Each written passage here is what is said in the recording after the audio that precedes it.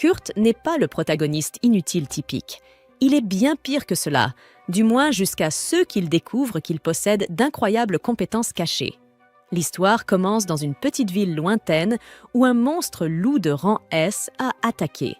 Et les villageois ont dépensé toutes leurs économies pour former un groupe d'aventuriers afin de sauver leurs vies inutiles. Le groupe s'appelle le Flaming Dragonfang et se compose de 3 courageux aventuriers. Et, vous l'aurez deviné, du perdant Kurt, qui n'a rien à faire là. Le monstre, bien sûr, s'attaque d'abord aux faibles et écarte Kurt du champ de bataille. N'ayant plus rien à se reprocher, les héros s'attaquent rapidement à la menace et soumettent la bête. 3 héros compétents sont Bandana, le ranger, Golnova, le guerrier ardent et Marley-Fist, le soigneur. Juste après cet événement, l'équipe devient connue comme les héros qui ont arrêté une calamité. Mais qu'est-ce qu'un perdant impuissant fait dans une équipe de héros? Vous vous demandez peut-être. Eh bien, Kurt s'occupe de la tâche la plus difficile de toutes. Il s'occupe des tâches ménagères des héros pendant qu'ils partent sauver le monde. En gros, c'est une femme au foyer. Par exemple, lorsque les héros ne sont pas satisfaits de la nourriture, ils demandent à Kurt de leur préparer un meilleur repas. Cependant, cette fois-ci, Bandana mentionne que c'est la dernière fois qu'ils auront la cuisine de Kurt, car leur chef, Golnova, a décidé de virer son cul inutile du parti. Apparemment, il ne suffit pas d'avoir des talents de cuisinier pour faire partie d'un groupe réputé comme le leur, et Kurt est tellement incompétent qu'il ne peut même pas vaincre un slime tout seul. Les héros ont aussi d'autres raisons. Ils veulent devenir plus forts, et pour cela, ils doivent recruter un mage, car ils n'en ont pas dans leur groupe. Mais comme les lois de ce monde les empêchent d'avoir plus de 4 membres dans leur groupe, ils n'ont pas d'autre choix que de laisser partir Kurt. Kurt supplie Golnova de revenir sur sa décision, mais il reçoit un coup de pied dans le ventre. Aucun des héros n'a de pitié pour lui. Au contraire, ils se moquent de lui. C'est ainsi que Kurt est officiellement au chômage. Comme la plupart d'entre vous qui commentez, Bro est tombé. Et d'abord sur mes vidéos. Quoi qu'il en soit, n'ayant nulle part où aller, Kurt retourne en ville à la recherche d'un emploi et se rend dans un endroit appelé Hello Hello Workstation. Là, il est accueilli par une réceptionniste excentrique qui recueille ses informations personnelles, puis lui fait passer un test d'aptitude pour déterminer sa force et ses talents cachés. En général, le classement va de SS à D, mais lorsque les résultats de Kurt arrivent, il révèle qu'il a obtenu la note G à tous les tests qu'il a passés, ce qui signifie qu'il n'a absolument aucune compétence en matière de combat. C'est plus qu'embarrassant, mais la réceptionniste dit à Kurt de ne pas s'inquiéter. Elle est certaine qu'il existe des métiers que même un loser comme lui est capable d'exercer. De plus, il existe d'autres tests d'aptitude que Kurt peut passer, comme la forge ou l'alchimie, et elle l'encourage donc à les essayer au lieu d'abandonner. Malheureusement, les techniciens nécessaires à ces tests sont actuellement en pause et Kurt devra donc attendre la semaine prochaine pour les passer. Sachant que le jeune a besoin d'argent, la réceptionniste décide de lui confier un travail de construction et l'envoie dans la ville voisine comme ouvrier pour aider à réparer les murs d'enceinte de la ville. Kurt part immédiatement à la rencontre d'un recruteur, qui est très déçu que le poste de travail lui ait envoyé un enfant aussi mal nourri. Mais comme son équipe est à court de personnel, il ne se plaint pas trop et confie à Kurt la tâche de faire du ciment sur le sol et de réparer les murs avec ce ciment. Kurt décide de consacrer son mana à la consolidation du ciment, bien que le recruteur n'ait rien mentionné à ce sujet, et se met au travail. Le recruteur revient 3 heures plus tard et est absolument stupéfait d'apprendre que Kurt a réparé tout seul un tiers du mur ouest. Kurt n'avait aucun équipement, ce qui amène le recruteur à se demander comment ce gamin a fait. Kurt explique le processus, mais le recruteur n'y comprend toujours rien. Quoi qu'il en soit, comme Kurt est plutôt doué, le recruteur décide de l'engager définitivement et lui donne une bonne somme d'argent en guise de paiement, en disant qu'il a reçu une prime pour sa performance. Cela encourage Kurt à donner le meilleur de lui-même. Au cours des 3 jours suivants, il répare seul les murs ouest et nord, mais le recruteur, au lieu d'être impressionné, s'irrite et le licencie.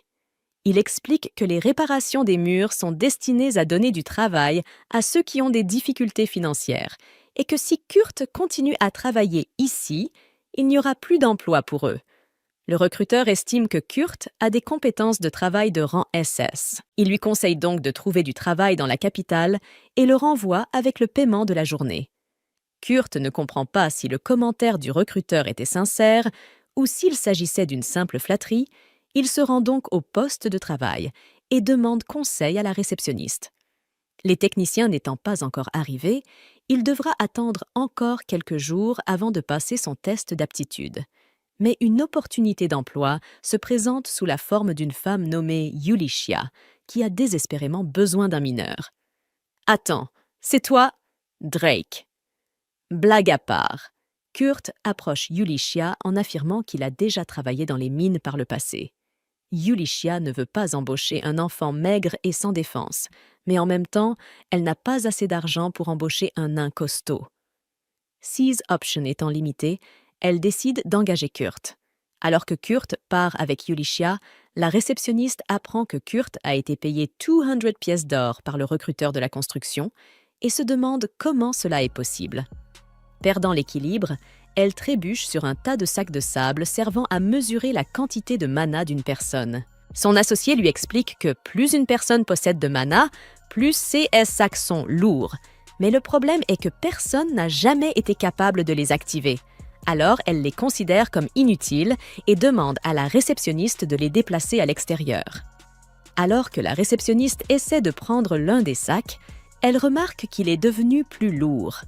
Se souvenant que Kurt en avait soulevé un plus tôt, elle réalise qu'il possède une bonne quantité de mana, peut-être même trop. Pendant ce temps, Kurt et son employeur, Yulichia, voyagent dans les montagnes. Au coucher du soleil, Yulichia emmène Kurt à son campement.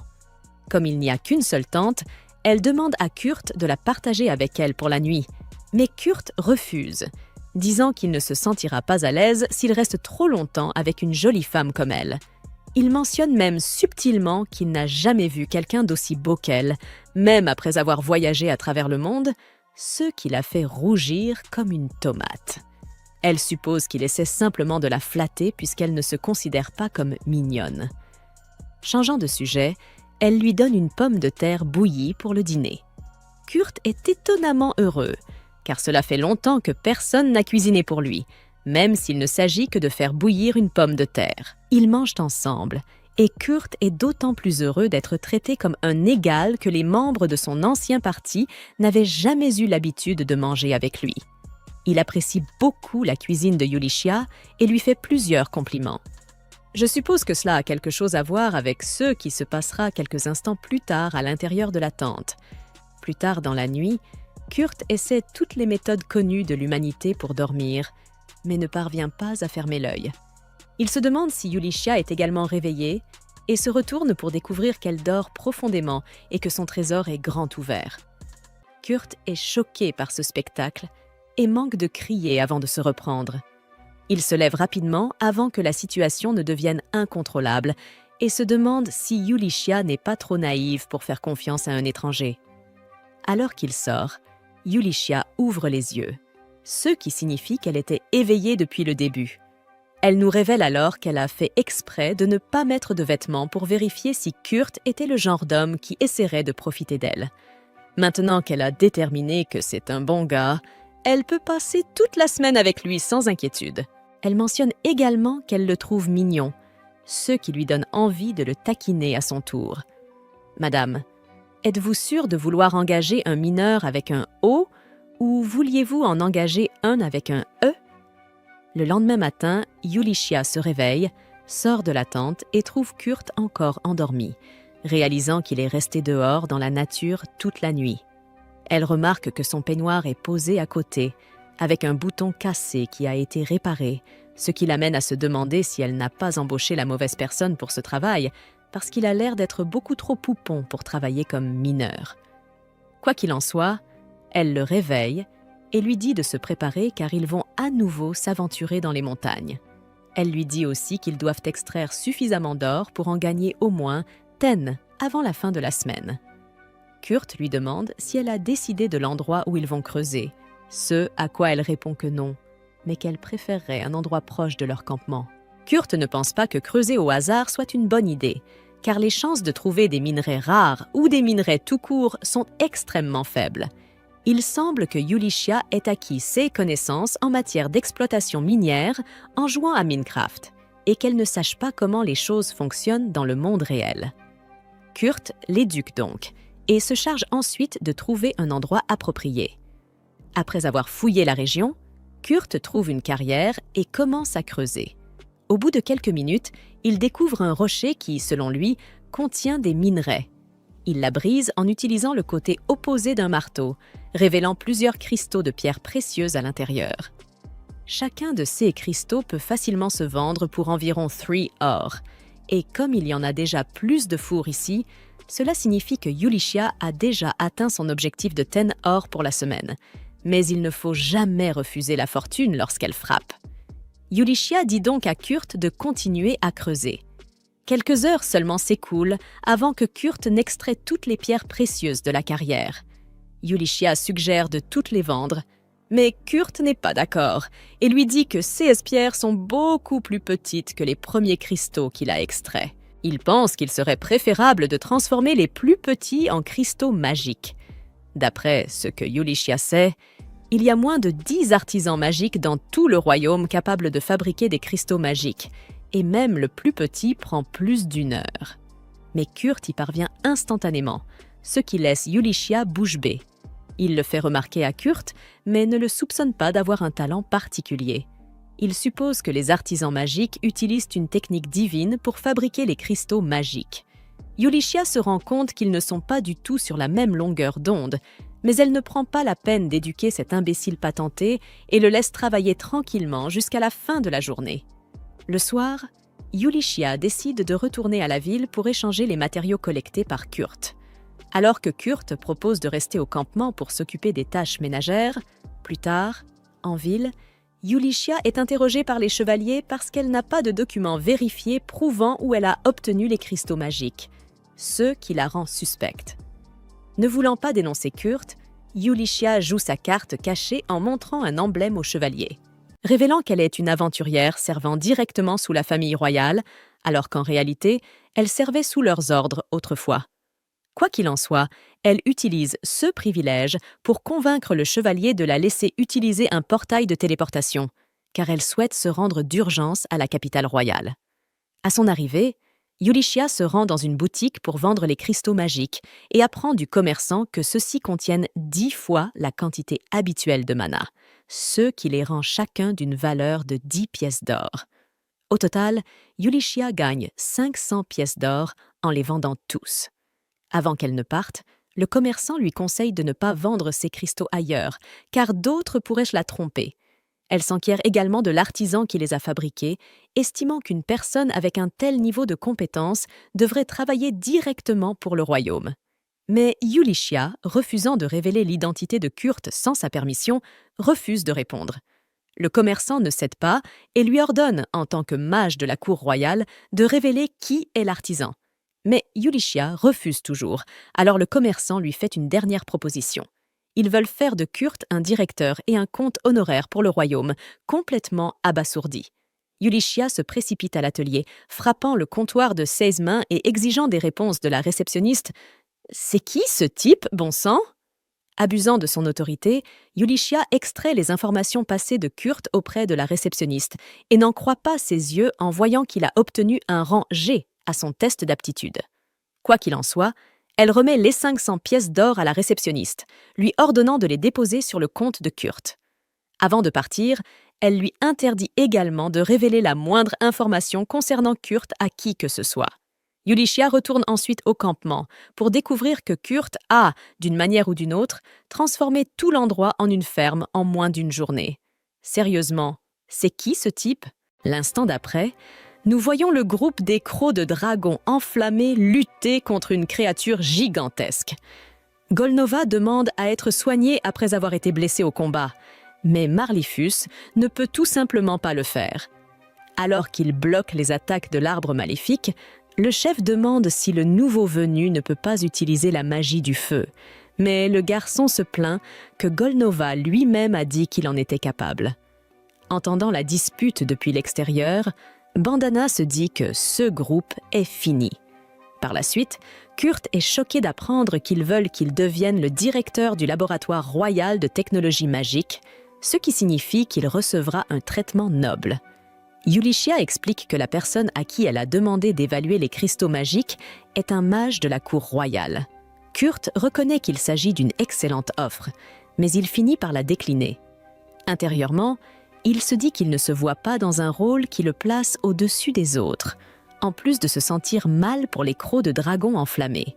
À l'extérieur, il fait valoir à son ami que son rôle principal est de travailler là, puis lui demande si la vente des cristaux a suffi à couvrir les taxes. Elle répond qu'elle les a vendus très cher, mais que ce n'est pas elle qui les a créés.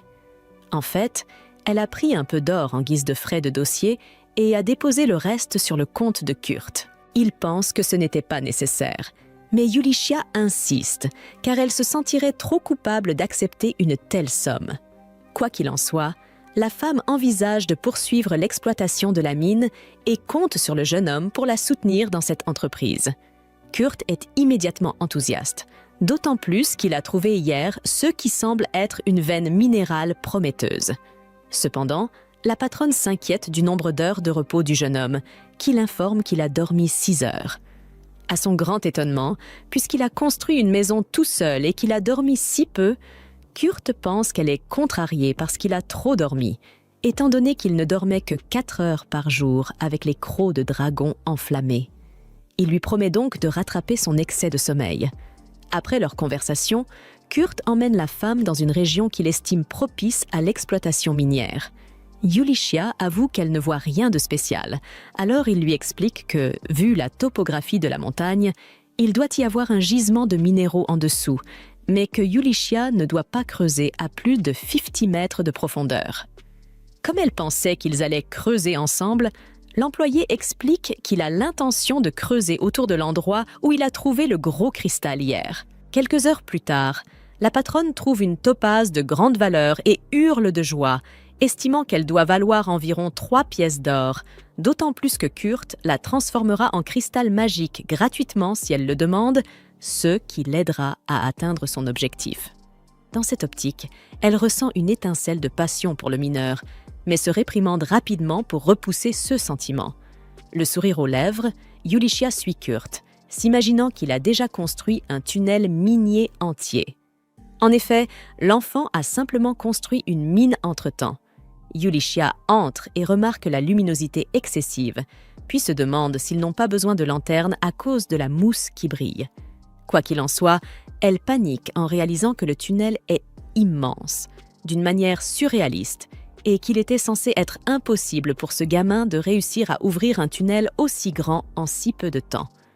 C'est à ce moment-là que le gamin en question arrive et se lamente de n'avoir extrait que des pierres inutiles, ainsi que de petits fragments du minerai qu'il recherche. Yulichia jette un coup d'œil aux pierres inutiles, mais reconnaît qu'elles sont plutôt jolies. Kurt est d'accord, mais comme elles sont nombreuses, ces pierres de mithril n'ont pas beaucoup de valeur. En entendant ce nom, le patron est incrédule, car le mithril est non seulement plus précieux que l'or, mais aussi plus cher que le platine. Curieusement, Kurt mentionne que ce produit est si courant dans son village d'origine que les gens le jettent. Surprise, Yulichia lui demande quel minéral il cherchait, et il répond qu'il s'agit d'orichalque. La femme rappelle qu'il s'agit du légendaire minéral connu sous le nom de métal des dieux, et qu'elle ne savait même pas qu'il existait dans cette montagne.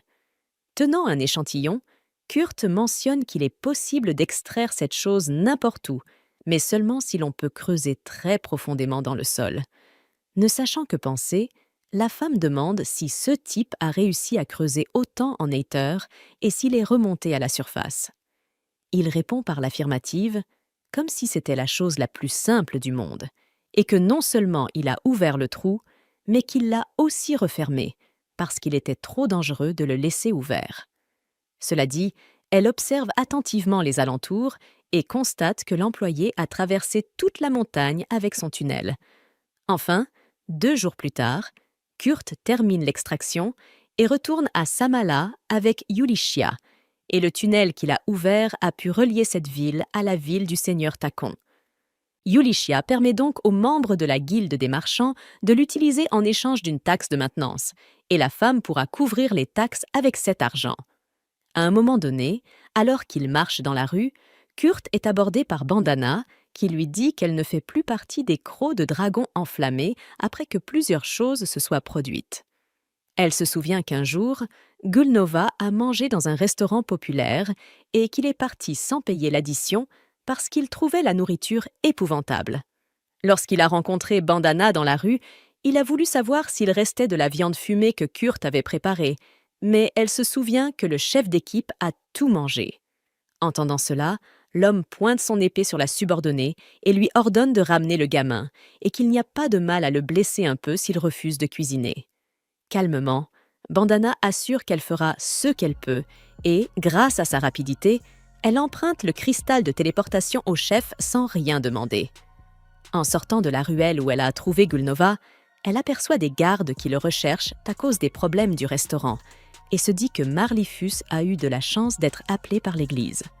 En fin de compte, elle avait raison. Le groupe a fini par disparaître et Bandana décide de ne rendre visite au chef que lorsqu'elle en a envie.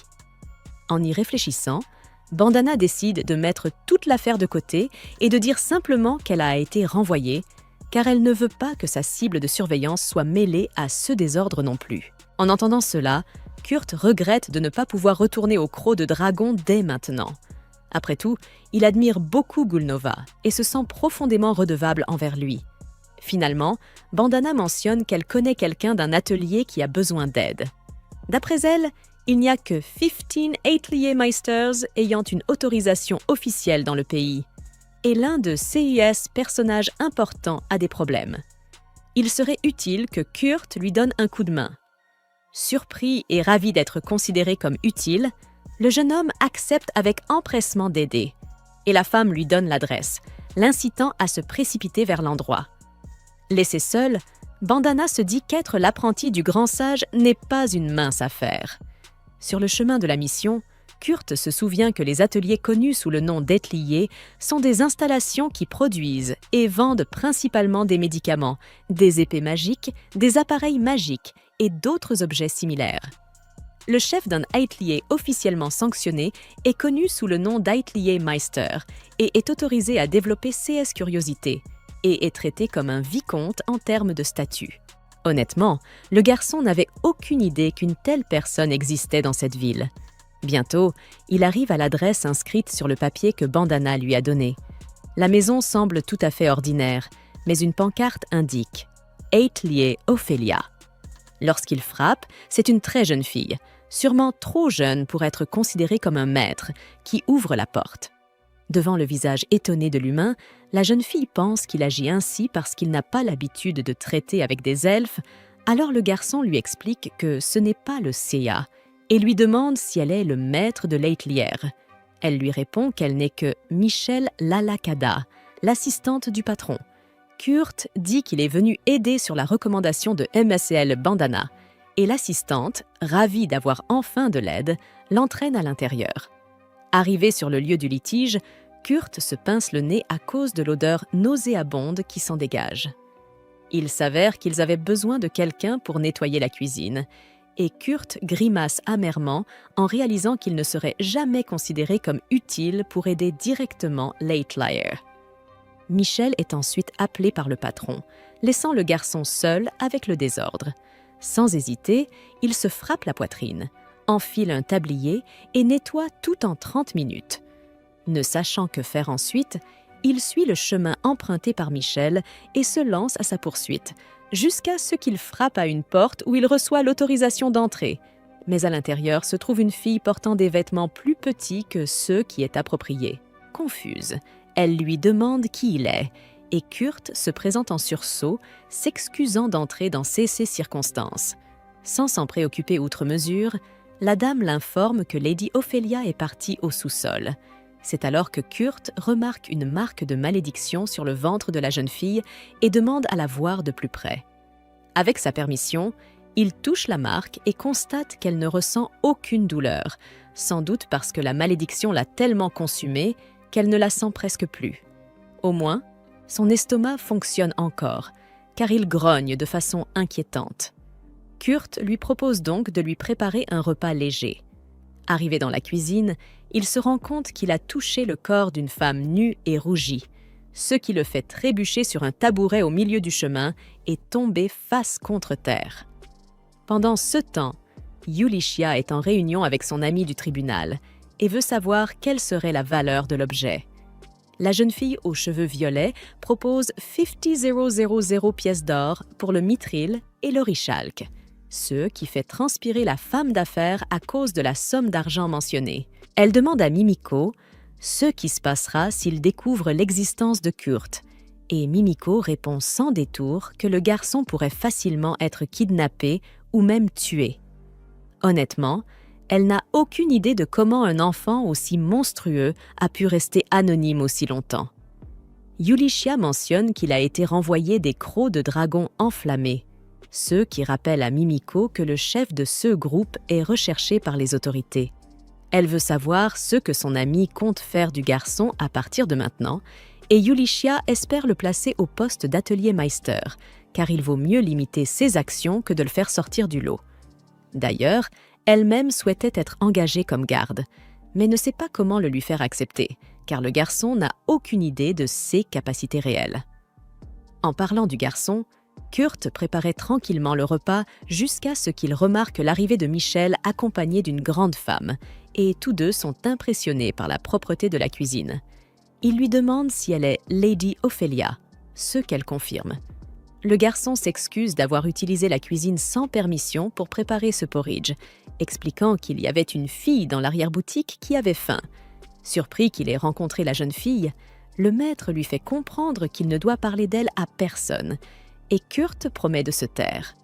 Ophélie lui verse alors une somme généreuse pour le service d'aujourd'hui et lui demande de revenir demain à la même heure. Lorsque Kurt part, le maître regrette d'avoir permis à cette fille d'entrer en contact avec des étrangers, car elle doit tout faire pour empêcher la malédiction de s'aggraver.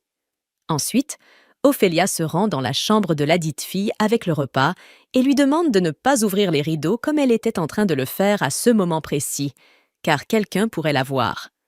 Remarquant que les vêtements de la jeune fille sont trop amples, le maître s'agenouille pour voir comment elle pourrait ajuster le pyjama jusqu'à ce qu'elle entende le ventre de la jeune fille gargouiller bruyamment et éclate de rire.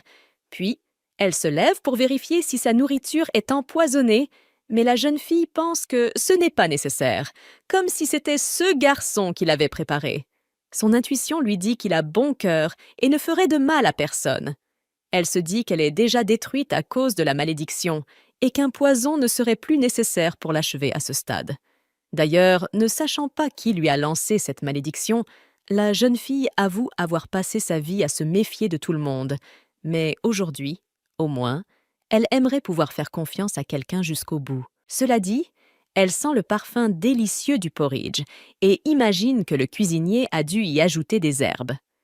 Dès la première cuillerée, elle tombe amoureuse de la saveur et sent son cœur se réchauffer. Voyant que tout va bien, Ophélia est soulagée et se dirige vers la porte, jusqu'à ce que la petite fille commence à s'étouffer et s'effondre au sol. Pensant que la nourriture était bel et bien empoisonnée, Ophélia commence à se blâmer pour sa négligence. Ressentant une haine profonde envers Kurt, la maîtresse se précipite pour chercher l'antidote, mais Lys se relève et affirme avoir été guérie pour une raison inconnue. En effet, la marque de la malédiction avait complètement disparu, ce qui laisse Ophélia extrêmement confuse. Sans tarder, un homme en robe noire se lamente auprès de son supérieur, car la malédiction a été brisée, et il promet de la reformuler. Cependant, son supérieur lui dit qu'ils n'attendront pas cela et qu'ils ont déjà décidé de recourir à d'autres moyens. Après tout, Lady Liselott doit mourir par tous les moyens nécessaires.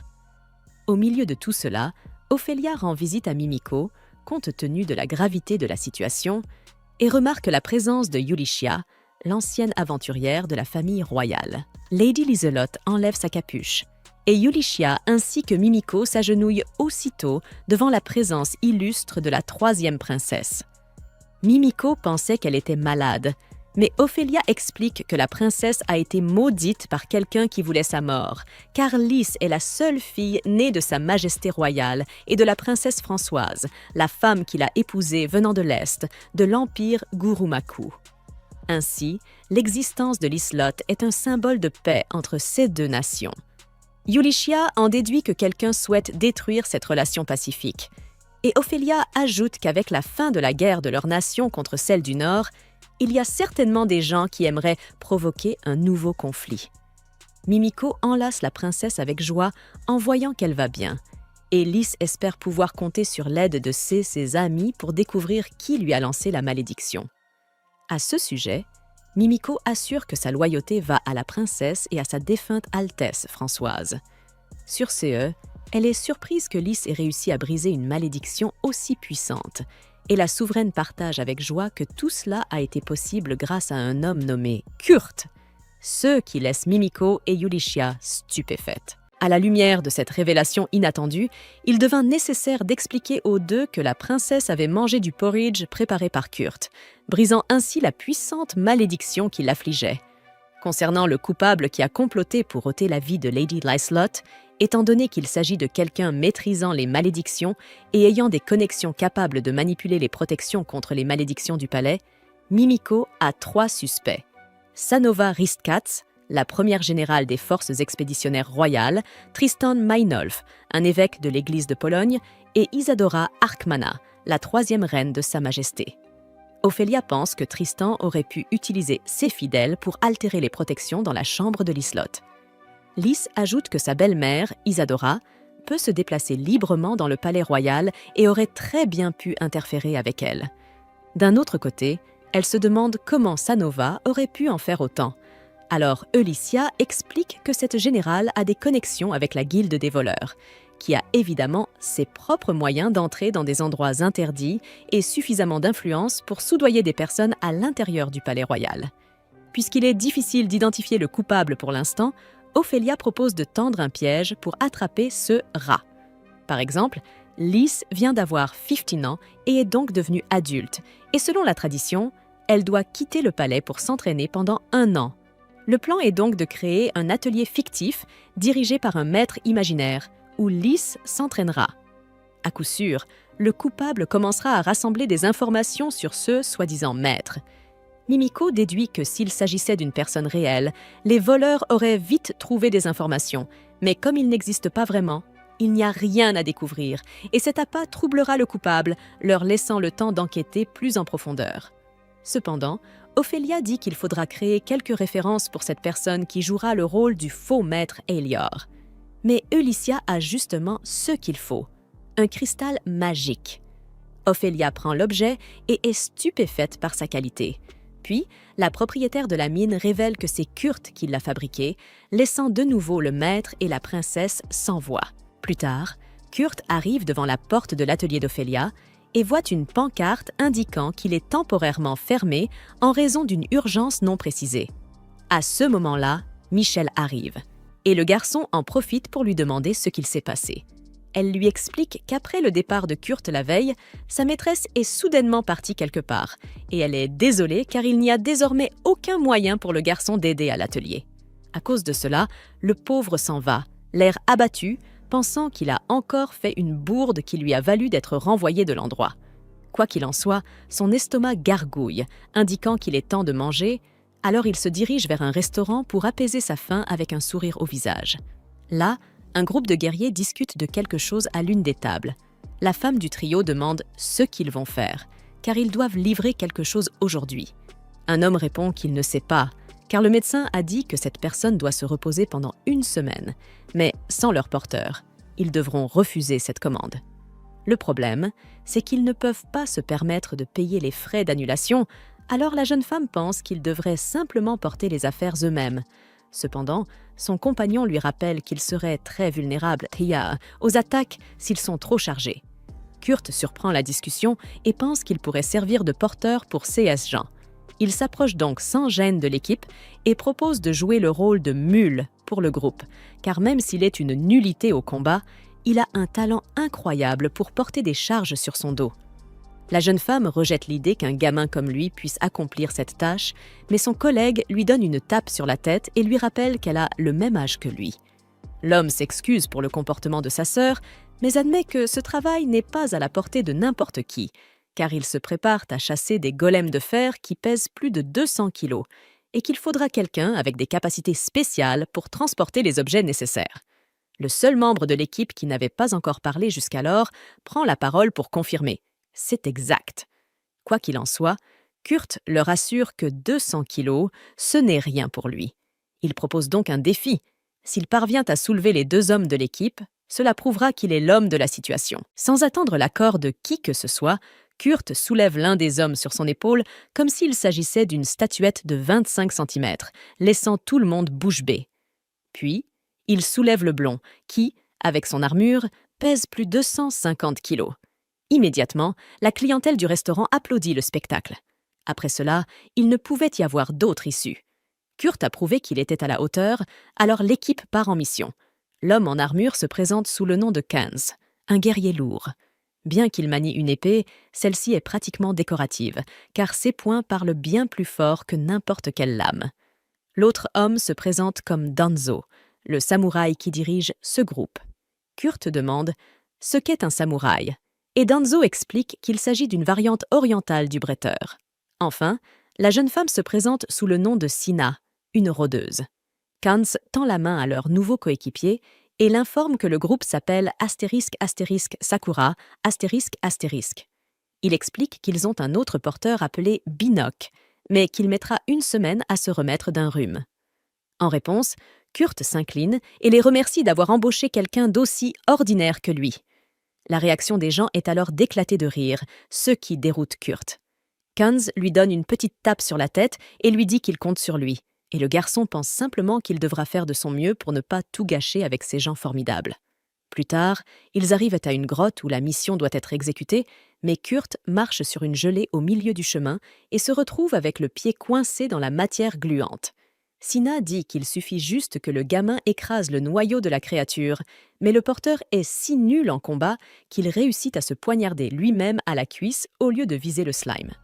À bout de patience, la rôdeuse règle le problème elle-même et reconnaît que son collègue avait bien prévenu qu'il était mauvais en combat, mais ce qu'il vient de faire relève de la boulette spectaculaire. Pourtant, Kans et Danzo lui assurent qu'il n'a pas à s'inquiéter, car ce sont eux qui sont censés se battre. Kurt est choqué, car ses compagnons ne se sont pas mis en colère contre lui pour cet échec, ce qui était pourtant la norme dans son ancien groupe. Finalement, le quatuor entre dans la grotte et la rôdeuse prépare de la mousse lumineuse à répandre pour éclairer le chemin avec un spectacle visuel enchanteur. Kurt signale quelque chose qu'il a vu en route et la fille lui explique avec dégoût qu'il s'agit d'excréments de gobelins. Et d'après l'odeur, ils sont encore frais, ce qui signifie que les monstres ne sont pas loin.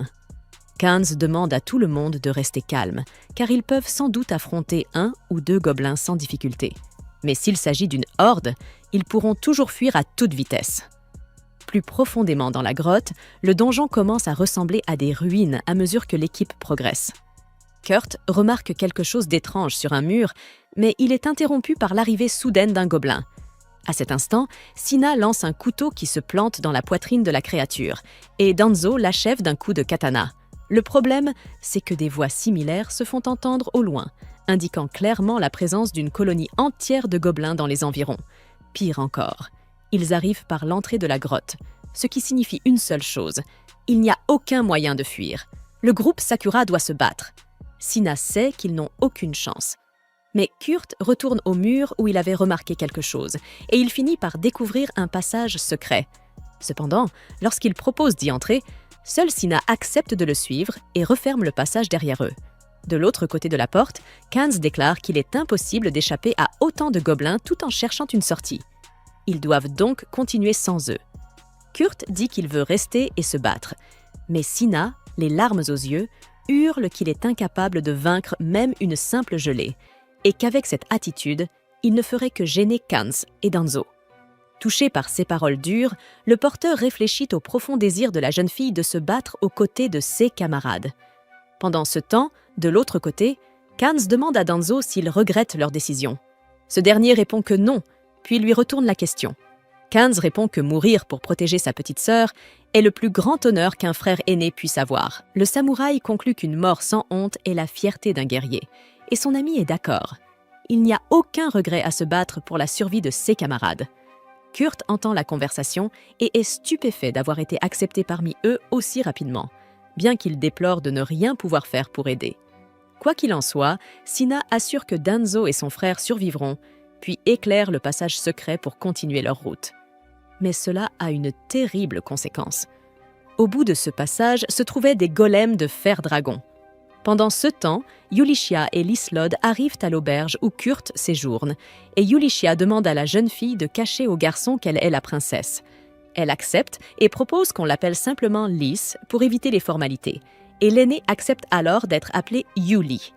Impatiente de revoir le garçon qui l'avait tant charmée, la princesse entre précipitamment dans sa chambre, mais son sourire s'efface en constatant qu'il n'est pas là. Pour une raison inconnue, Bandana se trouvait devant la porte et révèle que le garçon est dans une grotte au nord-est avec le groupe Sakura. Yuli se précipite pour voir de qui il s'agissait, mais Bandana avait déjà disparu. Elle craint qu'il ne s'agisse d'un piège, mais si Kurt est réellement dans cette grotte, et puisque des entraînements au combat ont récemment eu lieu dans cette région, il est possible que de nombreux gobelins survivants s'y soient réfugiés. Pour cette raison, Yulichia décide de partir à la recherche de son compagnon, tandis que Lys devrait rester en ville. Cependant, la princesse insiste pour l'accompagner. Après tout, il n'est pas sage de s'éloigner de la personne qu'on doit protéger. De plus, elle a appris à utiliser la magie en tant que membre de la famille royale et peut se défendre toute seule. Puisqu'il en est ainsi, la protectrice accepte, mais exige que la protégée ne s'éloigne pas d'elle, quoi qu'il arrive. Quelque temps plus tard, les deux arrivent à l'endroit où Kurt est supposé se trouver. La mousse lumineuse fraîche sur les murs indique que quelqu'un est bien passé récemment, et Lys trouve même les empreintes de Kurt, bien que Yuli n'ait aucune idée de comment la jeune fille peut savoir quelles sont les siennes. Plus loin, Lys a du mal à identifier les traces en atteignant les ruines. Alors elle active sa capacité de perception accrue pour détecter plus efficacement tout signe du passage du garçon. À ce moment-là, elle sent l'odeur de sa cible et court dans une direction précise, tandis que Yulichia tente une fois de plus de comprendre comment la jeune fille peut se souvenir de l'odeur de ce simple citoyen. En courant vers l'origine de l'odeur, la princesse entend des bruits de combat au loin.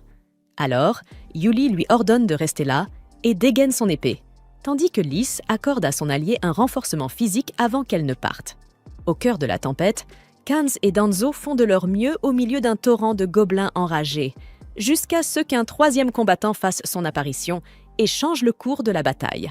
Dans le passage secret, Sina n'en revient pas de leur malchance d'être tombée nez à nez avec une telle créature, et elle commence à regretter d'avoir accepté cette mission, car désormais, tous ses amis sont en danger. Se sentant coupable, elle s'excuse auprès de Kurt de l'avoir entraînée là-dedans. Après tout, il n'y a aucun moyen pour eux de se débarrasser d'une telle menace. 6 golems de fer-dragon sont conçus pour protéger les passages. Ils seront donc attaqués dès qu'ils essaieront de traverser. De son côté, Kurt console la jeune fille et se lève pour s'occuper des golems.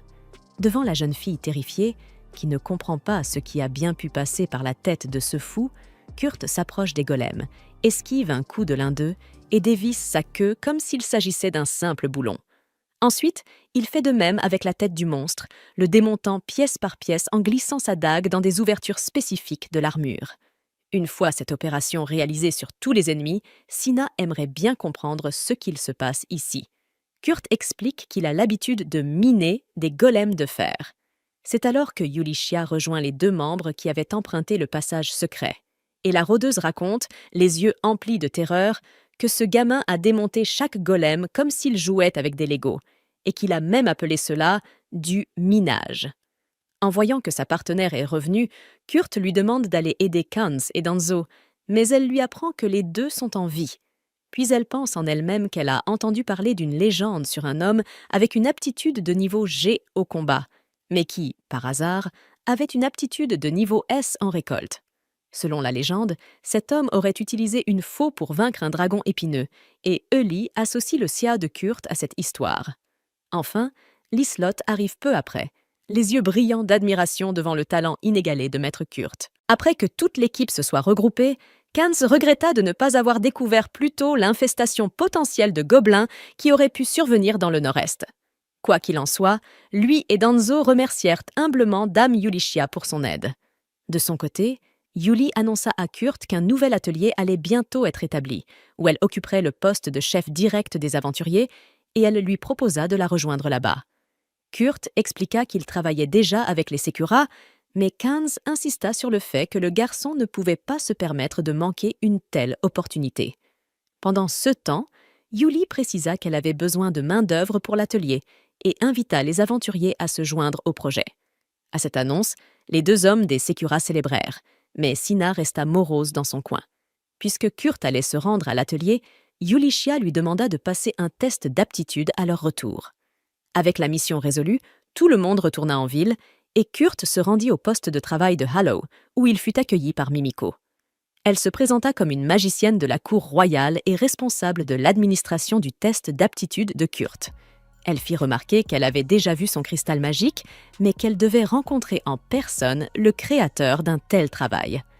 Ce soir-là, le groupe Sekura célébra la réussite de la mission ainsi que l'invitation à l'atelier, en présence de la distinguée Lislot, bien que Sina resta mélancolique sans raison apparente. Revenons à Mimiko, qui informa à Yulichia que Kurt possédait les aptitudes suivantes. Rang B en nettoyage, cuisine et minage, et rang C pour toutes les autres disciplines. Yulichia demanda quels étaient les résultats réels, et la magicienne expliqua que le poste de travail ne pouvait mesurer les talents que des rangs GASS, ce qui signifie que tout talent dépassant cette capacité est classé rang SSS, ce qui était précisément le CA de ce garçon. De plus, même sa puissance magique latente était bien supérieure à celle d'une magicienne de la cour royale. Yuli avait déjà ses soupçons, mais c'était la preuve que Kurt était la personne idéale pour devenir le maître forgeron secret d'Elior. Mimiko souligna à quel point il était chanceux que ce soit elle qui ait effectué le test, car si quelqu'un d'autre s'en était chargé, les résultats auraient pu fuiter. C'est alors que Kerchel apparut, choqué en voyant les résultats de Kurt sur la table. Mimiko et Yuli firent semblant de découvrir cela en même temps, tout en remarquant à quel point il serait dangereux que des personnes extérieures soient au courant. Alors, l'employée se couvrit les oreilles et s'écria qu'elle n'avait rien entendu. Quelque temps plus tard, Kurt fut étonné par la vitesse de la calèche dans laquelle il voyageait. Eulicia expliqua que la calèche avait été organisée grâce à l'autorité spéciale d'un Eitlier Meister, et Lys ajouta qu'après tout, il n'y avait pas de pierre de téléportation dans la ville frontière vers laquelle il se dirigeait. Quant à la ville, elle se souvenait qu'il s'agissait d'une base militaire à la frontière des terres démoniaques, et bien qu'un nouveau vice-roi n'ait pas encore été nommé, c'était une ville très importante qui recevait l'aide de l'Alliance. Danzo ajouta fièrement qu'ils seraient les aventuriers personnels d'un Eitlier nouvellement construit dans une ville aussi significative. Cela dit, Kans demanda ce qu'ils allaient faire de Baibinok, et le samouraï demanda à ceux qu'on lui laisse cette affaire. Changeant de sujet, il voulut savoir à quoi ressemblait cet Eitlier Meister, et voyant la difficulté de Lycia à expliquer, Sina conclut que ces personnes n'avaient pas engagé leur groupe pour leurs compétences, mais pour les faire taire. Cependant, si nécessaire, elle ferait tout pour protéger son frère et Danzo. Quelques heures plus tard, la calèche arriva au mur que Kurt avait aidé à reconstruire quelques jours auparavant, ce qui le rendit abattu. Lys demanda pourquoi, et il expliqua qu'il avait travaillé à la réparation du mur, mais qu'il avait été licencié après 3 jours. Fait intéressant, il semblait que peu de progrès avaient été réalisés après le départ du garçon, et Eulicia supposa qu'il réparait peut-être d'une manière différente. Sans tarder, la femme mena ses compagnons vers un site qui servirait de base pour l'Eitlier. Le groupe protesta en disant que cela ressemblait plutôt à un terrain vague, alors elle expliqua qu'ils attendraient à l'auberge jusqu'à ce que tout soit prêt. Cela dit, elle demanda si Kurt pouvait construire l'Eitlier tout seul, une question qui laissa le groupe Sakura stupéfait. Kurt expliqua qu'il pouvait s'en sortir s'il s'agissait d'une cabane en rondin, mais que construire un Eitlier en un jour semblait insensé. Kans, Danzo et Sina étaient d'accord pour dire que c'était la chose la plus folle qu'ils aient jamais entendue. Kurt ajouta alors qu'il aurait besoin de 2 jours de plus pour terminer le travail, ce qui laissa encore une fois le groupe Sakura sans voix. Yuli expliqua que le jeune homme pouvait prendre tout le temps qu'il voulait, et qu'il disposerait des matériaux nécessaires pour le travail. Suite à cela, Kurt établit une liste de tout ce dont il avait besoin et l'a remis à la femme, comprenant des éléments comme de l'améthyste, du saphir et des plumes de griffon. Après avoir remarqué que Sina semblait soupçonner quelque chose, Yulissia appela tout le monde à se rendre à l'auberge pour ne pas déranger le maçon, rappelant à Kurt qu'il devait retourner à l'auberge chaque fois qu'il aurait besoin de manger et de se reposer. Une fois sur place, Yulissia demanda à tout le monde de s'asseoir pour qu'elle puisse annoncer quelque chose d'important. Sina demanda si elle allait parler de ce qui s'était passé dans la grotte. Après tout, ces golems de dragons de fer avaient été vaincus par Kurt seul.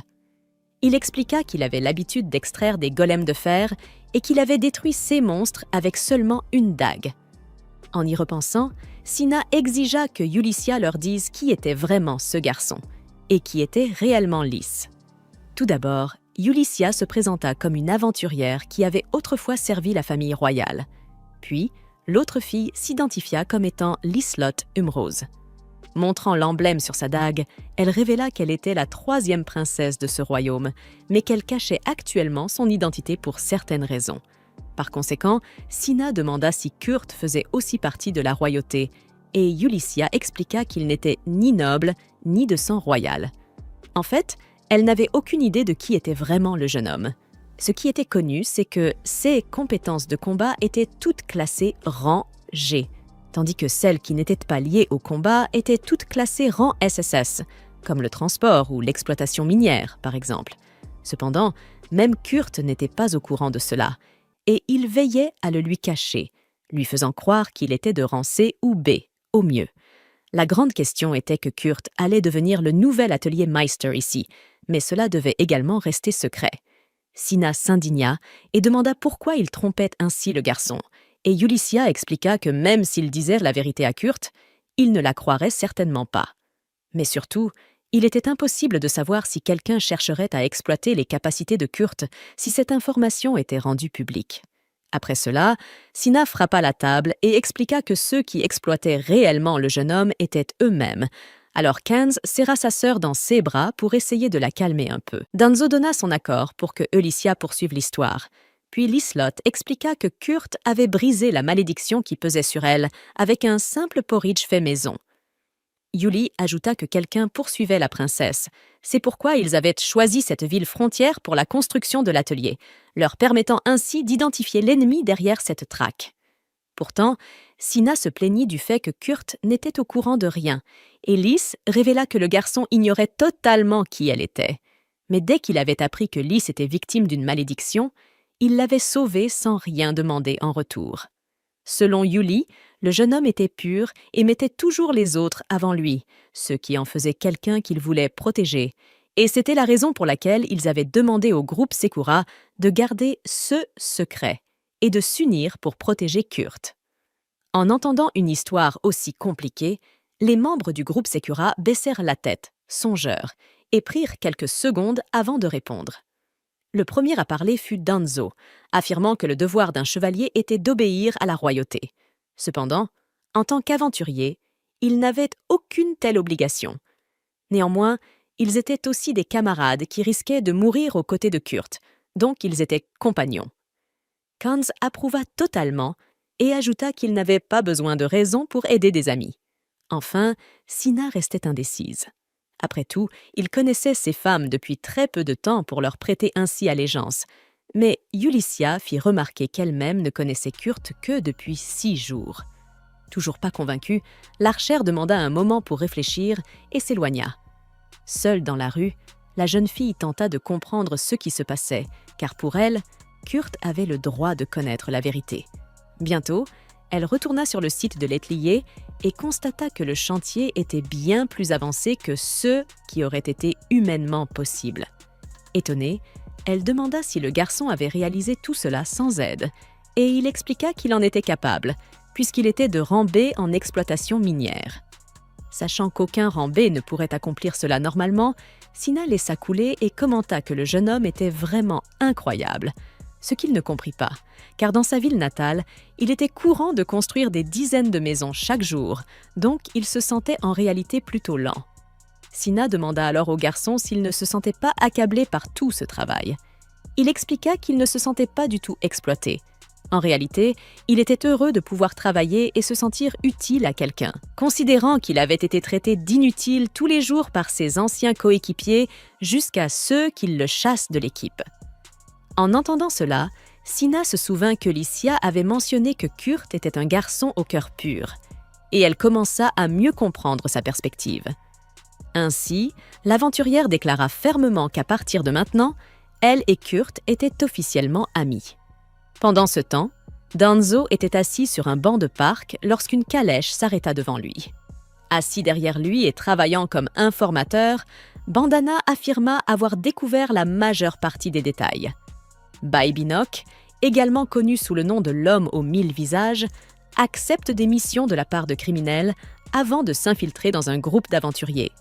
Essentiellement, c'est un scélérat qui a ruiné de nombreux groupes, mais il semble qu'il ait accepté cette dernière mission spécifiquement pour faire tomber Sakura, car un groupe rival était rancunier que Sakura ait pris un travail qu'il convoitait. Baibinok a été envoyé pour cette raison, et les détails de la situation se trouvent sur le document que Bandana remit au samouraï. Cette nuit-là, dans une taverne de la ville de Samala, un homme harcelait une serveuse de manière dégradante, et après avoir échoué à obtenir quoi que ce soit d'elle, il grogna en marmonnant qu'il n'avait pas prévu la survie des voyous de Sakura. Il avait également entendu dire qu'il travaillait désormais dans un atelier lié à la 3e princesse. Ainsi, s'il pouvait écraser CRA, il en tirerait d'énormes profits. Assis derrière lui, Danzo commenta que cela semblait être un plan très rentable, et l'homme éclata de rire avec vanité, reconnaissant qu'il ne manquait pas de clients prêts à ternir les accomplissements de la petite princesse. Alors que l'homme finissait sa phrase, il réalisa enfin qu'il parlait à nul autre que Danzo, qui lui demanda si Baibinok n'était pas en train de boire un peu trop pour fêter sa guérison. Face à la situation, Baibinok s'enfuit précipitamment de la taverne, furieux que le samouraï ait découvert son plan. Soudain, il trébucha sur un câble placé délibérément sur son chemin, puis l'aventurier apparut avec son katana, reconnaissant que son ancien compagnon avait toujours été rusé, donc il était impossible qu'il n'ait pas eu connaissance d'une colonie de gobelins. Baibinok jura qu'il ne savait rien et supplia Danzo de lui épargner la vie, invoquant leur ancienne camaraderie. Pourtant, Danzo brandit son épée et la pointa vers le cou de l'homme, précisant clairement que l'ancien membre de Sakura ne devait pas s'approcher de ceux que le samouraï considérait comme de véritables amis, sous peine d'être tranché en deux sans cérémonie. Observant la scène, Bandana pensa qu'elle aurait préféré que Danzo élimine cette cible, qui pourrait redevenir une menace à l'avenir. Soudain, 2 hommes encapuchonnés apparurent et emmenèrent Baibinok. Bandana remarqua qu'il semblait être membre des Fantômes, l'unité de renseignement de Mimiko, le 3e mage de la cour. À ce moment-là, elle reçut une lettre, portée par un corbeau, mentionnant Marlifus. Bandana éprouva de la compassion pour eux, mais comme son maître lui avait expressément ordonné d'ignorer cette femme, elle décida de se diriger vers la ville natale de Kurt Roken. Dans la scène suivante, dans un endroit sombre et mystérieux, au fond d'un tunnel, Marlifus, la prêtresse des crocs du dragon ardent, gisait sur un immense cercle magique, apparemment trop faible pour se relever. Quelques jours plus tard, Kans et Danzo contemplaient un paysage merveilleux, se demandant si c'était la réalité ou un rêve, car il y a seulement 3 jours, ce n'était qu'un terrain vague, et maintenant cela ressemblait à un portail vers un autre monde. Non loin de là, Sina remarqua un papamomo dans le jardin. Normalement, les fruits de cet arbre n'apparaîtraient qu'au printemps prochain, mais pour une raison inconnue, l'arbre portait déjà des fruits. Pendant ce temps, Lys courait dans la cour en annonçant que cet endroit serait le nid d'amour entre elle et Maître Kurt. Peu après, voyant que leurs amis entraient dans l'atelier, Kurt regretta de ne pas avoir eu le temps de préparer un accueil digne de ce nom, mais Ulycia le rassura en affirmant que ce qu'ils avaient vu était déjà impressionnant. Néanmoins, elle souhaitait jeter un œil à l'intérieur de la structure. Le tailleur de pierre montra d'abord l'entrée, puis les 2 étages souterrains. En plus de cela, il expliqua que toute l'eau du manoir était produite sur place. Émerveillée, Ulycia demanda ce qu'était cet étrange appareil ressemblant à un réservoir, et le garçon lui répondit qu'il avait transformé les saphirs qu'il avait demandés en cristaux magiques, utilisés ensuite pour créer un moteur générant de l'eau. Il avait également fabriqué des cristaux magiques en quartz pour l'éclairage. Le pouvoir magique est stocké dans l'améthyste et devrait rester allumé pendant une année entière, même si l'on laisse la lumière allumée en permanence. Ensuite, le garçon montra les chambres où chacun allait dormir.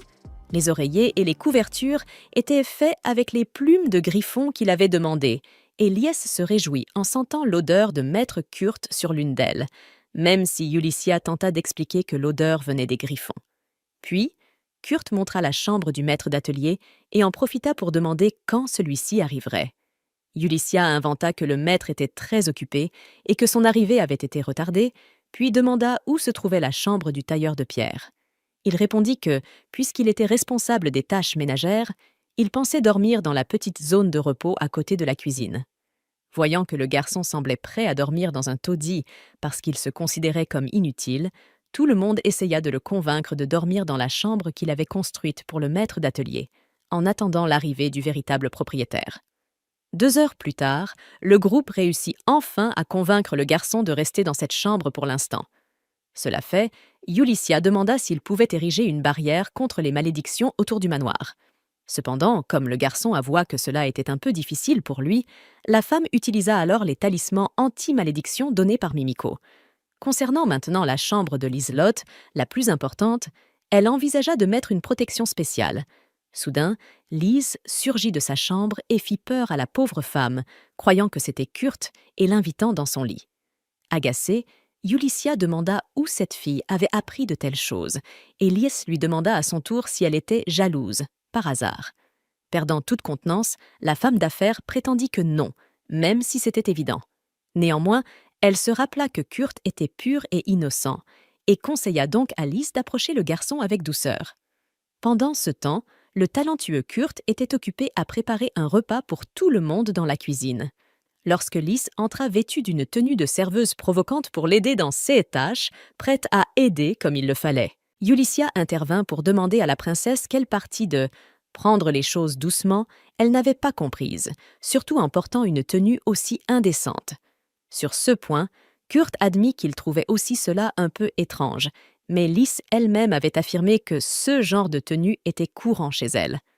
De plus, Sina ouvrit la porte de la cuisine après avoir senti l'odeur du pain fraîchement cuit pour découvrir Liselotte vêtue de cette tenue particulière, ce qui lui fit froncer les sourcils. Kurt confirma qu'il y avait effectivement du pain en train de cuire dans le four et que cela deviendrait une habitude quotidienne dans cette maison.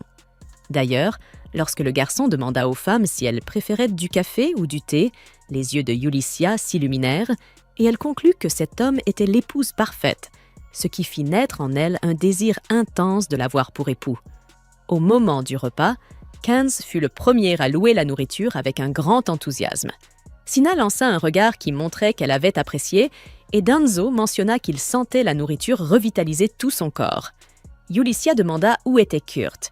Et Lys expliqua qu'il était sorti nettoyer, armé d'un chiffon, car selon lui, quelqu'un avait griffonné sur tout le manoir. Sachant que Lys parlait probablement de la protection contre les malédictions, Yulissia se précipita vers Kurt en toute hâte, bien que Mimiko ait précisé qu'il était impossible de retirer les talismans une fois placés. Cependant, lorsqu'elle arriva dans la chambre de Lys, le garçon était en train de nettoyer la dernière marque sur sa porte. Lorsqu'il demanda si elle savait qui avait fait ce bazar dans le couloir, la femme s'agenouilla, accablée de tristesse, et expliqua que c'était sans aucun doute l'œuvre de Raviski, le gribouilleur, souvent mentionné dans les rumeurs. Il avait dû apercevoir Lys et laisser CS griffonnage dans l'espoir d'attirer son attention. Croyant à cette histoire, Kurt fit remarquer qu'il existait vraiment des fous pour tout, mais qu'il serait sage d'en informer Lys. Face à cela, Yulissia réfléchit. Elle avait réussi à ne pas révéler la menace des assassins envers Lys, mais maintenant, sans talisman et avec plusieurs jours à attendre avant l'arrivée de Mimiko, elle devait absolument trouver un moyen de protéger la princesse d'ici là. Au moment suivant, nous voyons Marléfis être expulsé de l'église par une autorité religieuse. La raison en était que non seulement les crocs du dragon enflammé avaient multiplié les échecs et les actes de violence envers autrui, mais leur chef était désormais un homme recherché. Marléfis plaida auprès de l'évêque Tristan que ce n'était pas sa faute. Certes, elle avait utilisé la magie de foudre dans un restaurant de la capitale royale, mais c'était en punition pour leur avoir servi une nourriture pire que de la pâtée pour cochons. Néanmoins, l'évêque ne voulait plus entendre d'excuses. La mauvaise réputation que Marle-Fils avait acquise finirait par entacher l'Église de Pologne si elle restait parmi eux. Seul, Marle-Fils pleura, songeant qu'elle avait toujours fait plus pour l'institution que quiconque, s'alliant à de simples aventuriers et accomplissant des miracles pour autrui. Cependant, Tristan lui fit comprendre qu'il reconnaissait son immense talent magique et que, pour cette raison, s'il elle acceptait de remplir une petite mission pour eux, il lui promettait d'absoudre ses péchés et de faire d'elle une prêtresse. Surprise par cette offre, la jeune femme regarda l'évêque tandis qu'il lui présentait un vin provenant de l'ennemi de l'Empire de Pologne, l'Empire Gurumaku. Il lui demanda d'en boire une gorgée. Désireuse d'obtenir le pardon, Marle-Fils avala une lampée de la boisson et se soumit à toute requête de son supérieur. Ainsi, Tristan saisit l'occasion pour lui ordonner de participer au plan d'exécution de la troisième princesse, Liselotte. À cet instant, une marque de malédiction apparut sur le ventre de Marle-Fils, la faisant tomber à genoux. C'est alors que Tristan lui révéla que le vin qu'elle avait bu était empoisonné par une malédiction. Son corps ne pourrait désormais accepter que de l'eau. Dans 1 mois, elle mourrait de faim. Cependant, si elle parvenait à surmonter cette épreuve, elle serait libérée de sa souffrance et deviendrait prêtresse. Malgré l'absurdité de la situation, Marle-Fils offrit sa vie à l'évêque. C'est ainsi que cette malédiction la plaça dans une terrible situation, l'amenant même à rencontrer un seigneur démoniaque au sommet de sa détresse. De retour au présent, pendant le petit déjeuner, Yulichia réfléchit. Il n'y a eu aucun changement dans le corps de Lisa après que Kurt a effacé les protections. Peut-être les ennemis n'ont-ils pas encore découvert l'emplacement de la princesse, à moins qu'une autre raison ne les ait empêchés d'agir jusqu'à présent, comme par exemple la cuisine de Kurt, qui aurait annulé les malédictions sans qu'il ne le sache. Quoi qu'il en soit, Mimiko est déjà arrivé en ville et a tissé ses toiles. Si l'ennemi tente quoi que ce soit, ils en seront immédiatement informés. En réfléchissant à cela, Yulichia croque dans un gâteau et s'émerveille de sa saveur. De plus, Lise remarque auprès de Kurt que la texture du gâteau semble différente de d'habitude, et il révèle qu'aujourd'hui, il a essayé de le préparer avec de la farine de riz. Lise s'enthousiasme toujours pour les recettes de Kurt lorsqu'il utilise du riz, comme ce porridge qu'il avait fait, et si jamais elle était de nouveau maudite, elle voudrait absolument en reprendre une portion.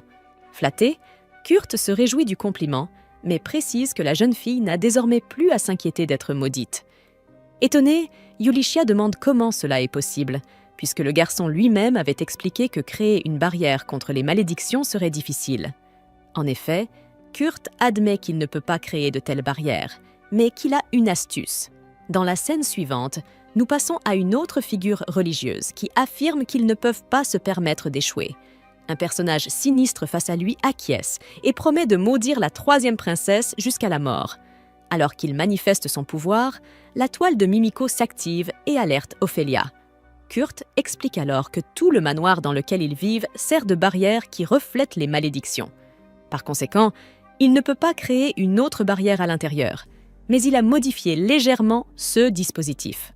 Peu après, un sbire de l'église de Pologne apparaît, irradiant une lueur éclatante après que sa malédiction ait disparu. Kurt précise que, plutôt que de laisser la malédiction frapper la personne, celle-ci fait simplement briller l'individu. Car s'il avait configuré un contre-attaque, il se serait senti mal pour toute personne accidentellement maudite. Immédiatement, Yulichia décide d'aller partager cette information avec Mimiko et les autres, avant d'annoncer qu'elle doit sortir un moment. Peu après, Kurt propose à Lise de l'accompagner faire des courses en ville, puisque la jeune fille n'a pas quitté l'atelier depuis leur arrivée. Après tout, même dans une cité forteresse, le marché local propose des légumes d'une grande fraîcheur. Cependant, Lise décline l'invitation, bien qu'elle ne sache pas vraiment expliquer pourquoi. Pendant ce temps, du haut du mur de la ville, un homme alerte le général Alraid que le brouillard devient de plus en plus épais. Alraid avoue à son subordonné générique qu'il a un mauvais pressentiment, même si ce dernier ne comprend pas vraiment, étant donné que les murs ont été réparés et qu'une attaque de monstres semble peu probable. De plus, il n'arrive toujours pas à croire que le général en personne ait supervisé les travaux de réparation. Le supérieur répond qu'il n'avait pas le choix, étant donné l'importance stratégique de la ville, et par crainte que des espions ennemis ne s'y infiltrent discrètement. De retour auprès d'Ophélia, Mimiko découvre que l'homme qui avait tenté de maudire Lise est désormais mort. Probablement, ceux qui étaient responsables ont préféré l'éliminer, craignant d'être découverts par la lumière émanant de la malédiction. Yulichia s'interroge sur l'intensité de cette lueur même après la mort de l'individu, et Ophélia lui explique que Kurt a créé un réflecteur de malédiction d'une puissance telle que, s'il acceptait de coopérer pleinement avec eux, il pourrait résoudre ce problème en un clin d'œil. Cependant, Yulichia hésite à impliquer davantage le jeune garçon dans des affaires aussi périlleuses. Ainsi, Mimiko décide de reporter la suite de son enquête. Elle demande alors à Yulichia de veiller à ce que Dame Lise ne quitte pas l'atelier et charge le mage fantôme de protéger les lieux. Soudain, les femmes entendent le retentissement puissant d'une cloche. Depuis les hauteurs du mur, le général est alerté d'une attaque de monstres et ordonne aussitôt à l'équipe magique d'illuminer l'avant du château. Une fois cela fait, une vision glaçante se révèle. Une armée de squelettes armés d'épées s'avance vers les murs. Au même moment, Mimiko reçoit une alerte d'un informateur. La ville est également envahie par des femmes squelettes. Le général Olrad convoque le premier peloton pour défendre le territoire à ses côtés jusqu'au bout et ordonne à Générique d'achever l'évacuation des habitants. Cependant, Générique supplie de pouvoir se battre aussi, faisant valoir que les squelettes avancent uniquement en ligne droite et qu'en concentrant les soldats, il pourrait facilement les exterminer. Olrad, cependant, reste prudent. Et s'il existait d'autres types d'ennemis tapis en dessous? Il insiste donc pour que Générique poursuive l'évacuation. Mais avant que Générique ne puisse partir, un événement surréaliste se produit. Les squelettes, au lieu de s'arrêter devant les murs comme prévu, commencent à traverser la barrière magique. Pendant ce temps, Mimiko reçoit un nouveau message de 16 informateurs. Il semblerait que la horde de squelettes soit irrésistiblement attirée vers le mur ouest. En entendant cela, Yulichia se souvient alors que Kerchel avait mentionné que Kurt avait réparé seul les murs nord et ouest. Générique demanda à ceux qui avaient bien pu se passer avec ce mur, et Ulred tenta de comprendre si ce gamin avait manipulé le mur d'une manière ou d'une autre.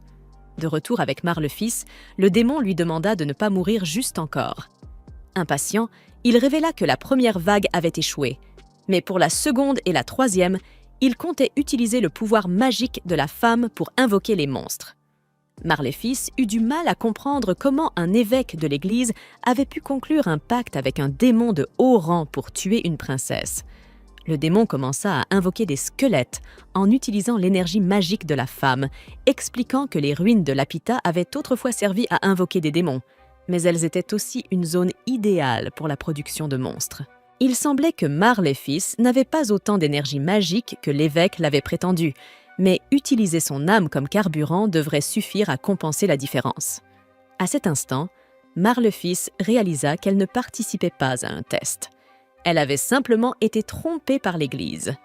Le matin, Yulichia avertit Kurt que la ville était encerclée de toutes parts et qu'il ne pouvait pas appeler de renfort à cause des monstres volants qui les en empêchaient. Lies exprima sa préoccupation pour le groupe sécurisé, car ils n'étaient toujours pas revenus de leur chasse aux trolls. Yulichia réfléchit qu'en se basant sur les informations de Fantôme, les monstres venaient des ruines de Lapita, à l'ouest. Les chevaliers élaboraient une stratégie, mais devaient être prudents en raison du nombre d'ennemis.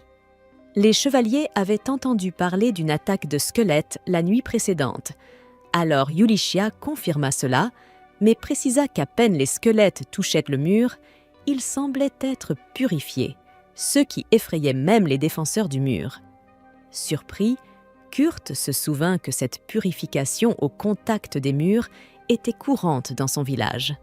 En réalisant que c'était ce Guy qui avait installé cela, Yulichia craignait que les squelettes n'attaquent un mur qui ne disposerait pas de cet effet purificateur. Alors elle élabora un plan pour y remédier. Elle annonça qu'elle irait nettoyer les ruines à l'ouest, mais demanda aux deux autres de rester sur place, peu importe ce qui se passerait. Kurt était désireux d'aider à nettoyer aussi, mais la guerrière expliqua que c'était trop dangereux avec tant de créatures à l'extérieur des murs, et le garçon comprit, étant un novice en combat. Générique demanda ceux qui avaient bien pu arriver à ce mur, et Ulred tenta de comprendre si ce garçon y avait apporté quelques modifications. Pendant ce temps, auprès de Marléfis, le démon la supplia de ne pas mourir tout de suite. Avec impatience, il révéla que la première vague avait échoué mais qu'il prévoyait d'utiliser le pouvoir magique de la jeune femme pour invoquer des monstres lors des deuxième et troisième assauts. Marle-Fils avait du mal à comprendre comment un évêque de l'Église avait pu conclure un pacte avec un démon de haut rang pour assassiner une princesse. Le démon se mit à invoquer des squelettes en puisant dans la mana de Marle-Fils, expliquant que les ruines de Lapita avaient autrefois servi à l'invocation de démons, mais qu'elles constituaient aussi un lieu idéal pour la production de monstres. Il semblait que Marle-Fils ne possédait pas autant d'énergie magique que l'évêque l'avait prétendu, mais en utilisant son âme comme combustible, cela suffirait à compenser. À cet instant, Marle-Fils comprit qu'elle ne participait à aucun test. Elle avait simplement été trahie par l'Église. Au matin, Yulichia alerta Kurt. La ville était encerclée de toutes parts, et il était impossible d'appeler des renforts, les monstres volants bloquant toute tentative. Lys exprima son inquiétude pour le groupe d'expédition qui n'était toujours pas revenu de la chasse aux trolls. Yulichia rapporta que, selon les informations de Fantôme, les monstres provenaient des ruines de Lapita, à l'ouest. Les chevaliers préparaient une stratégie, mais devaient faire preuve d'une grande prudence face au nombre d'ennemis. Ils avaient entendu parler d'une attaque de squelettes la nuit précédente. Yulichia confirma les faits, précisant que dès qu'ils touchaient le mur, c'était comme s'ils étaient purifiés. Un spectacle qui avait même effrayé les défenseurs du mur. Surpris, Kurt se souvint que la purification au contact des murs était une chose courante dans son village. Comprenant que c'était probablement ce fameux Guy qui avait trafiqué la barrière, Yulichia craignit que les squelettes n'attaquent un mur dépourvu de cet effet purificateur, et elle élabora rapidement un plan pour prévenir cela. Elle annonça son intention de partir nettoyer les ruines à l'ouest, demandant toutefois à Kurt et Lys de ne surtout pas quitter l'atelier. Kurt, désireux d'aider, proposa son aide pour le nettoyage, mais la guerrière expliqua que c'était trop dangereux avec tant de créatures rôdant à l'extérieur.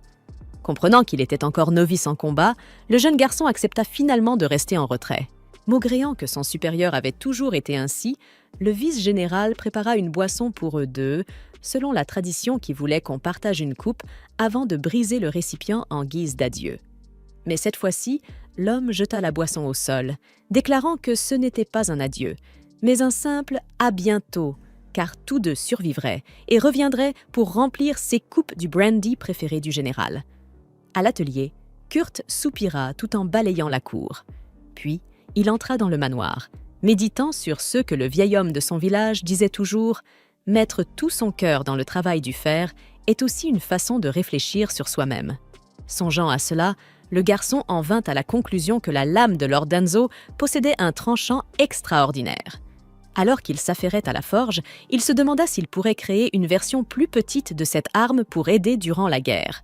En effet, Kurt se sentait perdu face à tout ce qu'il avait vécu. Après avoir été renvoyé, il avait été accepté par un autre groupe, mais s'était révélé inutile en combat une fois encore, et désormais, ses amis étaient de nouveau en danger. À ce moment précis, une nouvelle vague de squelettes atteignit la porte de la ville. Aux côtés du général Alred, Yulichia brandit le cristal magique et demanda à tout le monde de se couvrir les yeux au moment où elle lancerait l'objet. Sur ces mots, la femme lança la pierre en plein front d'un monstre, puis une explosion de lumière envahit l'extérieur des murailles, faisant disparaître en un instant toutes les créatures menaçant d'envahir la cité. Alred resta stupéfait devant cette arme secrète venue de l'atelier, tandis que Mimiko, posté en haut du mur, soulignait que ce cristal magique pouvait purifier démons et morts vivants d'un seul éclat. Les ennemis détruits, la porte fut ouverte, et Jeneric rassembla son bataillon pour lancer le plan, tandis qu'Alred et Yulichia se dirigeaient vers les ruines. Pendant ce temps, à l'atelier, Kurt avançait dans la forge de sa petite épée, mais le doute s'insinuait dans son esprit. Bien qu'on lui ait dit que son talent de forgeron était de rang B, l'arme qu'il façonnait lui semblait à peine digne d'un rang D. Lys ouvrit la porte et annonça que le riz était prêt, avant de demander si c'était Kurt qui avait fabriqué l'épée. Il confirma, mais avoua qu'il s'était perdu dans ses pensées et avait accidentellement infusé l'arme de mana. Lorsque la jeune fille demanda à tenir la lame, Kurt expliqua que si on la brandissait au-dessus de sa tête, elle activerait un sort. Lys, émerveillée par l'arme, reçut alors un cadeau inattendu du forgeron. Il la lui offrit, ce qui illumina son visage d'un sourire. Cependant, Kurt sentit que ce sourire était forcé. et il commença à se demander s'il pouvait continuer à ignorer les véritables sentiments de Lise. Quoi qu'il en soit, rassemblant son courage, le garçon demanda si quelqu'un cherchait à tuer la princesse. Lise baissa la tête, attristée que Kurt ait découvert la vérité. À cet instant, Rockens confirma ses soupçons. Lady Lise avait peur. Lise admit se sentir coupable que Kurt et Yulichia soient entraînés dans tant de problèmes à cause d'elle. Bien que Kurt insiste que ce n'était pas vrai, la princesse ne pouvait s'empêcher de s'inquiéter pour Yulichia, qui risquait actuellement sa vie en direction des ruines de l'Ouest. Kurt se demanda si la personne cherchant à tuer Lise se trouvait là-bas, et la jeune fille répondit qu'elle le croyait possible. Cela rappela au garçon que Yulichia devait justement nettoyer cette zone, ce qui éveilla en lui un autre souvenir, remontant à l'époque où il appartenait encore à son ancien groupe. Un jour, Kurt avait essayé de dissuader leur ancien chef d'écrire sur les ruines, mais l'homme avait insisté pour y laisser un message. Le grand Gulnova est passé par ici. Finalement, Marlifus avait électrocuté le type pour l'empêcher de commettre cette bêtise. Avec cela en tête, Rockens en conclut que les ruines étaient idéales pour ceux qui aimaient gribouiller, et que l'auteur de tout ceci devait être le célèbre scribouillard Raviski. Autrement dit, Yulichia était parti affronter Raviski. En réalisant cela, le pauvre garçon se lamenta de son incapacité à combattre pour protéger quelqu'un qui lui était précieux. Quand Lise entendit qu'elle était précieuse aux yeux du garçon qu'elle aimait, son cœur manqua de s'arrêter. Vite, Kurt ajouta que Yulichia et ses amis de Sakura comptaient aussi beaucoup pour lui, ce qui tempéra un peu l'émotion de la jeune fille. Cela mis de côté, tous deux étaient frustrés par leur impuissance, et ne pouvant plus supporter ce sentiment d'inutilité, Kurt proposa de se rendre eux-mêmes aux ruines de l'Ouest. Lise rappela que la ville était encerclée de monstres sur 8 fronts, mais Kurt suggéra qu'ils trouvent un couteau. Pendant ce temps, aux ruines, Yulichia et Alraid se retrouvèrent cernés par une horde de squelettes, et la guerrière eut un mauvais pressentiment.